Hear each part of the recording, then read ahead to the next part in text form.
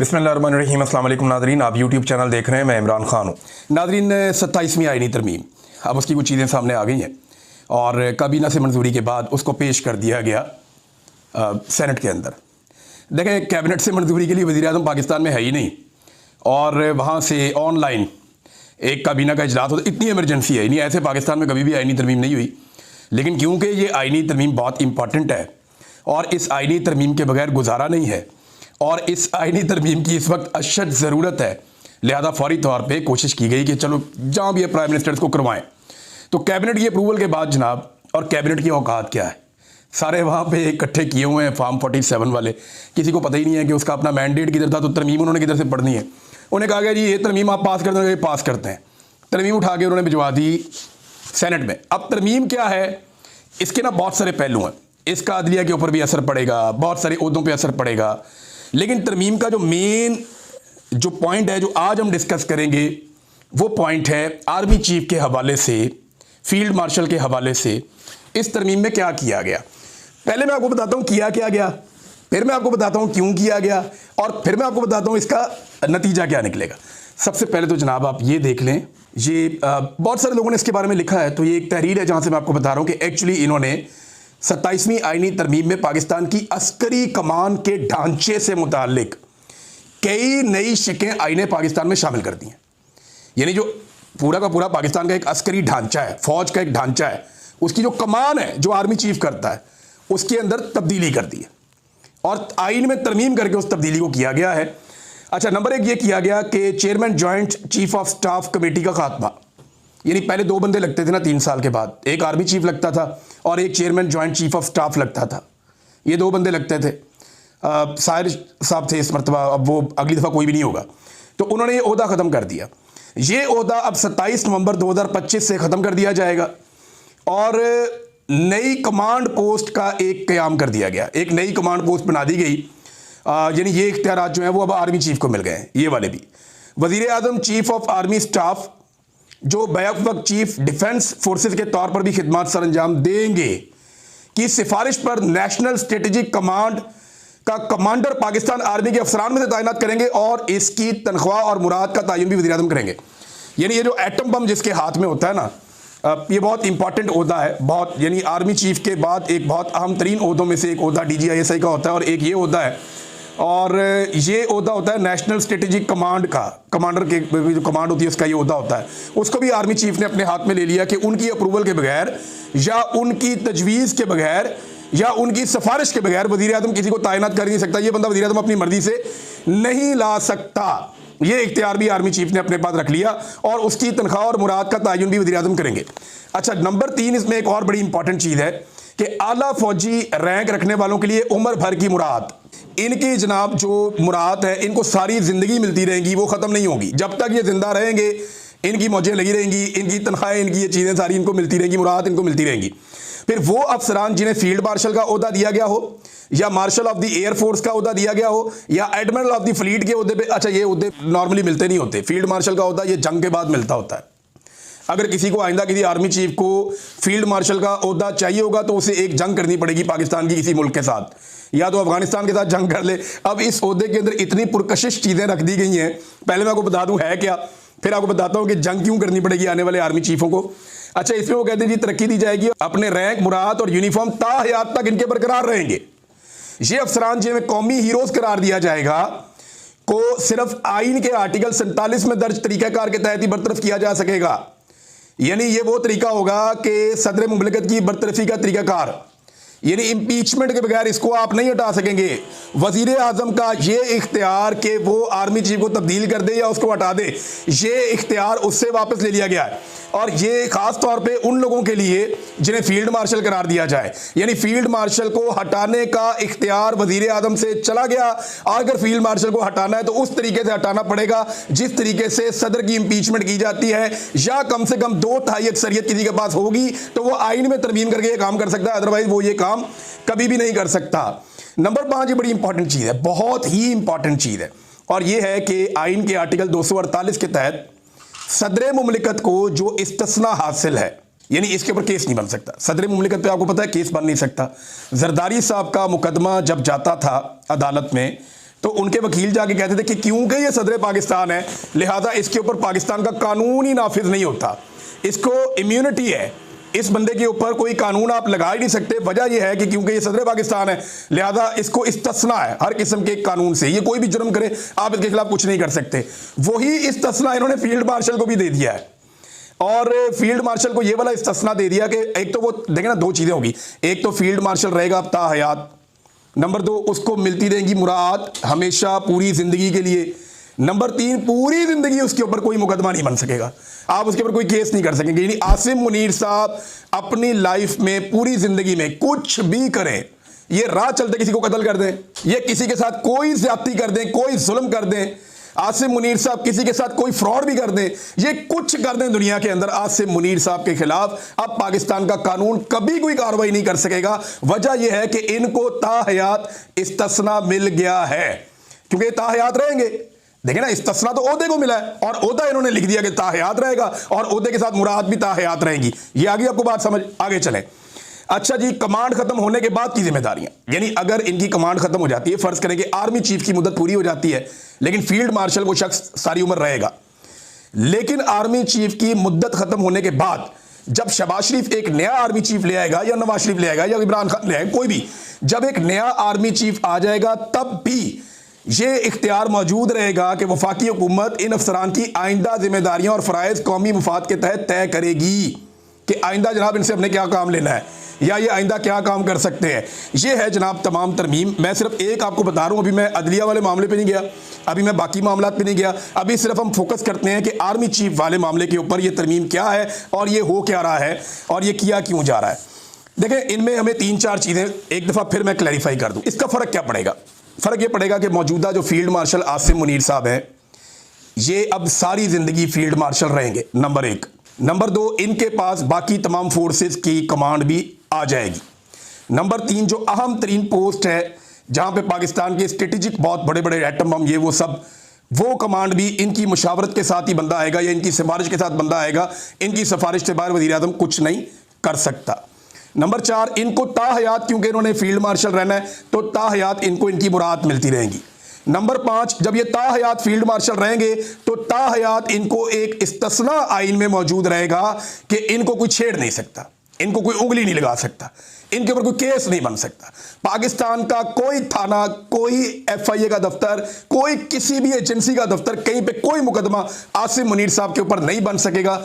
वजह क्या है कि उन्हें एक कानूनी इस्तिस्ना हासिल हो चुका है और ये आइन में दर्ज कर दिया गया है कि उनके खिलाफ कुछ नहीं होगा। वैसे ये लगे हाथों जरदारी ने और गवर्नर ने भी ले लिया कि सारी जिंदगी के लिए इसके अंदर उन्होंने शामिल किया हुआ है, अभी तरमीम पास नहीं हुई लेकिन शामिल इन्होंने करवाया हुआ है कि जरदारी को भी और जो गवर्नर थे उनको भी, यानी सदर को भी और गवर्नर को भी, जितने भी हैं उन सबको भी ताहयात इस्तिस्ना होगा, उन्हें कभी भी उनके ऊपर कोई केस नहीं बनेगा। लेकिन इसका इतलाक जो है वो आइंदा से करेंगे, पीछे से नहीं करेंगे। अभी वालों को फायदा देंगे, पहले वालों को बिल्कुल फायदा नहीं देंगे। पहले वालों को दिया तो उमर चीमा बाहर आ जाएगा, पहले वालों को दिया तो बाकी लोग जो है उनकी भी बचत हो जाएगी। लिहाजा यहां पे ये आगे से चलेंगे, पीछे से नहीं चलेंगे। और ये भी इसमें सुनने में आ रहा है कि वज़ीर आज़म को भी ये पेशकश जो है वो इसकी आइन के अंदर होगी। चले, अभी हम क्योंकि फोकस कर रहे हैं सिर्फ आर्मी चीफ के मामलात में, तो आखिरी चीज़ उसके अंदर ये रखी गई जो फाइनल है कि फील्ड मार्शल जब मौजूद रहेगा, जब बूढ़ा हो जाएगा, जब उसका दिल करेगा, दिल भर जाएगा कि यार मैं अब ये काम नहीं करता, आप दूसरा बंदा आर्मी चीफ ले आए, उसको लाकर लगा दें, फील्ड मार्शल मैं रहूँगा, मुराद मुझे मिलती रहेंगी और ना सिर्फ मुराद मिलती रहेंगी बल्कि मुझे इस्तिस्ना भी हासिल रहेगा, मेरे ऊपर किसी किस्म का केस भी नहीं हो सकेगा। ये चीज़ हो गई। लेकिन फिर एक शिक और रख दी गई कि हुकूमत तब भी इसको कोई काम देना चाहेगी तो दे देगी, यानी उसके बाद भी, रिटायरमेंट के बाद भी ये फिर भी काम करता रहेगा, लेकिन जो इसका फील्ड मार्शल का होता है उससे कभी रिटायर नहीं होगा। अब इसको आईनी तहफ़्फ़ुज़ दे दिया गया और अगर इन्हें कभी हटाना पड़ा तो वज़ीर आज़म से इख्तियार भी ले लिया गया। सदर, वज़ीर आज़म किसी के पास कोई इख्तियार नहीं है, इनको हटाने के लिए आपको पूरा एक आईनी तरमीम करनी पड़ेगी, या तो 2/3 अक्सरियत से, या फिर जिस तरह सदर पाकिस्तान की इंपीचमेंट होती है वैसे आप फील्ड मार्शल को हटाएंगे। अब ये तो होगी नाज़रीन तरमीम। इस तरमीम की वजह क्या है ये आपको ज़रा समझना पड़ेगा। नंबर 1, इसकी वजह यह है कि आसिम मुनीर साहब को पूरा यकीन है कि इमरान खान वापस आ रहा है। उन्होंने सब कुछ करके देख लिया, लेकिन फील्ड मार्शल आसिम मुनीर को पूरा यकीन है, जैसे दिन की रोशनी में आपको दिन का यकीन होता है ना, ऐसे आसिम मुनीर साहब को पूरा यकीन है कि वो इमरान खान का रास्ता नहीं रोक पाएंगे। उन्हें पता है कि इमरान खान का रास्ता रोकना नामुमकिन है, इमरान खान वापस आएगा और इसी बात का उन्हें खौफ है। यानी आसिम मुनीर साहब को इस बात का खौफ है कि अगर इमरान खान वापस आएगा तो मेरे साथ क्या होगा, या अगर अवामी हुकूमत आ गई तो मेरे साथ क्या होगा। ये जो खौफ है ना, ये जीने नहीं देता। ये खौफ इंसान को सांस नहीं लेने देता। ये खौफ आपको ज़हनी तौर पे इंतशार का शिकार कर देता है, परेशानी का शिकार कर देता है। अपने उस खौफ से बचने के लिए आसिम मुनीर साहब ने अपने इर्द गिर्द आईन की एक दीवार खड़ी की है। इसको आप समझ लें, सिंपल कर लें। आसिम मुनीर साहब को इस बात पे पूरा ईमान है उनका, और उन्हें इस बात का पता है कि हर हाल में इमरान खान ने वापस आना है, और आसिम मुनीर साहब की बस हो गई है। उन्हें पता चल गया कि इस आदमी का रास्ता नहीं रोका जा सकता। ये प्रेशर आना ही आना है। अभी ये ट्रंप के बलबूते पे थोड़ा पाकिस्तान की हुकूमत और एस्टेब्लिशमेंट उछल कूद कर रही है, लेकिन बड़ी जल्दी ये भी बंद हो जाएगी। ट्रंप इनका चेहरा लगा रहा है, वो मैं आपको बताऊंगा किसी और वीलॉग में, वो उनके साथ कैसे खेल रहा है वो आपको बाद में बताते हैं। लेकिन ये बात आप जहन में रख लें कि आसिम मुनीर साहब डरे हुए हैं इमरान खान से। उनको पता है कि ये बंदा आ गया या अवामी हुकूमत आ गई तो हमने जो कुछ कर छोड़ा इस मुल्क के साथ, उसका खुमियाजा हमें भुगतना पड़ेगा। ये जो कुछ हमने इस मुल्क के साथ किया है, इस मुल्क के लोग और इसका कानून हमसे पूछेगा।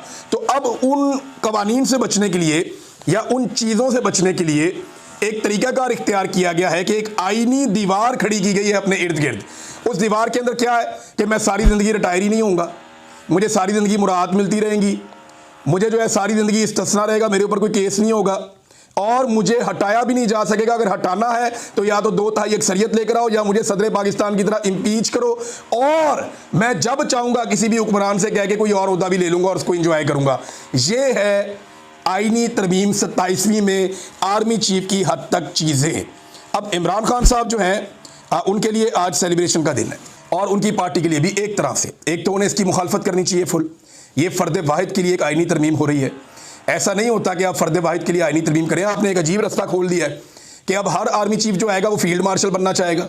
फील्ड मार्शल बनने के लिए उसको या तो जंग करनी पड़ेगी अफगानिस्तान से, या ईरान से, या इंडिया से।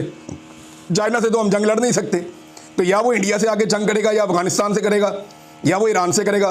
फिर मीडिया के अंदर अपनी बल्ले बल्ले करवाएगा, और उसके बाद जनाब वो अपने आप को फील्ड मार्शल बना लेगा। जब वो फील्ड मार्शल बन जाएगा तो यही सारा कुछ उसको भी मिल जाएगा।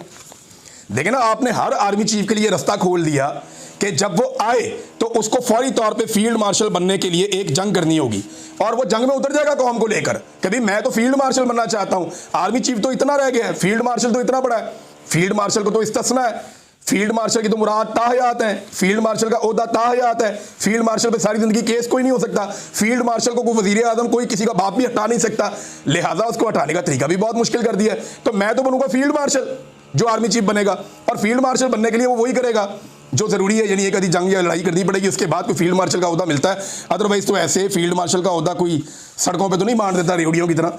यहाँ पे तो इस दफ़ा फील्ड मार्शल आसिम मुनीर साहब बन गए, जैसे भी बन गए। एयरफोर्स ने तैयारे गिराए इंडिया के, लेकिन ये कोई इतनी बड़ी जंग नहीं थी, हमने कश्मीर फतह नहीं किया, लेकिन वो फील्ड मार्शल बन गए। अब उस ओहदे का फ़ायदा उठाते हुए उन्होंने अपने लिए एक आहनी दीवार खड़ी की, और आईन से बनी हुई आहनी दीवार खड़ी की कि इमरान खान इस दीवार के पार आके मुझे ना मार सके। आप अंदाज़ा करें कि जेल में बैठा हुआ कैदी नंबर 804 इनके आसाब पे कितना सवार है। आज पहली मरतबा मुझे महसूस हुआ कि आर्मी चीफ हमारे जो हैं वो इमरान खान से डरते हैं। मुझे पहली दफ़ा एहसास हुआ। मुझे इससे पहले नहीं लगता था। मुझे लगता था कि शायद सिस्टम इनसे डरता है, सियासतदान इनसे डरते हैं, या ये इनको खौफ नहीं है इस बात का। ये मुझे कन्फ्यूजन रहती थी, लेकिन आज मेरी कन्फ्यूजन दूर हो गई। जो मेरे सोर्सेज मुझे कहते थे ना कि ये दिन रात डरते हैं इमरान खान से, ये खौफजदा इमरान खान से, वो मुझे बार बार लोग जो हैं दावा करते थे मेरे सोर्सेज, और मैं सोचता था यार वाकई ये बात ठीक कर रहे हैं। तो 100% इमरान खान ने इनकी रातों की नींदें उड़ा दी हैं। इन्हें समझ नहीं आ रही कि इस आदमी से बचना कैसे है, क्योंकि उसके साथ अवाम की ताकत है, और सबसे बड़ी बात यह है कि अल्लाह रब्बुल इज़्ज़त उसकी मदद कर रहा है और उसकी इज़्ज़त में इजाफा कर रहा है, लोगों के दिलों में उसके लिए प्यार डाल रहा है। अब मैं एक चीज़ आपको और बताऊं, जितने भी लोग आज तक ताकतवर हुए हैं ना, वैसे पूरी तरमीम में अवाम के लिए कुछ नहीं है। अगर किसी को लगता है कि उनके लिए खुशखबरी निकलेगी, कुछ भी नहीं निकलेगा। ये अशराफिया की तरमीम है, उन्होंने आपस में मिलजुल के कर दी है। अदलिया का जो कचूमर निकला वो आपको अगले व्लॉग में बताऊंगा। लेकिन एक बात मैं आपको कैटेगोरिकली बता दूं कि जब भी कोई जालिम होता है ना, जब वो अपना पूरा बंदोबस्त कर लेता है, जब उसे लगता है कि अब उसे कोई छू भी नहीं सकता, जब उसे लगता है कि मैंने सारे अपने हर तरफ से दरवाजे बंद कर लिए हैं, जब उसे ये लगता है कि उसने बड़े बड़ी फसीलें खड़ी कर दी हैं, जब उसे लगता है कि उसने एक ऐसा किला बना लिया है जिसे कभी कोई फतह नहीं कर सकता, तो तब अल्लाह रब्बुल इज़्ज़त मूसा को भेजता है। तब अल्लाह रब्बुल इज़्ज़त जो है वो अपना डंडा चलाता है और अल्लाह रब्बुल इज़्ज़त का कानून हरकत में आता है। मैंने बड़े बड़े ताकतवर लोगों को मलिया मेट होते हुए देखा, तारीख की किताबों में पढ़ा कि जब वो मुतमईन हो गए और उन्हें लगा, और कुरान पाक में भी अल्लाह ताला कहते हैं कि अल्लाह ताला उस वक्त पकड़ता है जब वो वहमो गुमान भी नहीं होता उनका। कौमों को अल्लाह ने ऐसे पकड़ा कि जब उनका वहमो गुमान नहीं था, जो बड़े सरकश लोग थे, जब उनका वहमो गुमान भी नहीं था, उनको 1% भी इम्कान नहीं था, तब मेरे अल्लाह ने उनको पकड़ा बेखबरी में। तो बेखबरी कब होती है? जब आप मुतमईन हो जाते हैं। अब इतने सारे इक़दाम करके ये निज़ाम मुतमईन हो जाएगा कि इमरान खान हमारा कुछ नहीं बिगाड़ सकता। आप इमरान खान से तो लड़ ही नहीं रहे, आप तो लड़ रहे हैं 25 करोड़ पाकिस्तानियों से, और इमरान खान उन्हें सिर्फ लीड कर रहा है। लड़ाई तो आपकी 25 करोड़ पाकिस्तानियों से है, और लड़ाई आपकी अल्लाह रब्बुल इज़्ज़त के असूल और कानून और ज़ाब्ते के साथ है कि आप जुल्म कर रहे हैं, जबर कर रहे हैं, फस्तायत कर रहे हैं, आप माओं और बेटियों को परेशान कर रहे हैं, आप चादर और चार दीवारी का तकद्दुस पामाल कर रहे हैं। तो आपकी लड़ाई अल्लाह रब्बुल इज़्ज़त की कुदरत से है, आपकी लड़ाई पाकिस्तान के 25 करोड़ अवाम से है। इमरान खान तो सिर्फ आपके और अवाम के बीच में खड़ा हुआ है, और उससे इतना खौफ इमरान खान का। मेरे ख्याल में इसको इस एंगल से ज़रूर सोचें कि खौफ इमरान खान का जो है वो रगों में उतर गया, इनकी हड्डियों में बैठ गया है, और अब ये तरमीमें कर करके अपने आप को बचा रहे हैं कि जनाब कुछ करो, अपनी अपनी जान बचाओ। ये जनाब आर्मी चीफ की हद तक जो एक तरमीम हुई, मैंने आपको बता दी कि जो अस्करी क़यादत उसकी कमान के अंदर, जो आइन के अंदर तरमीम की गई, मैंने आपको बताया। फर्दर इस पे बात करेंगे। अब तक के लिए इतने, अपना ख्याल रखिएगा, अपने इस चैनल का भी। अल्लाह हाफ़िज़।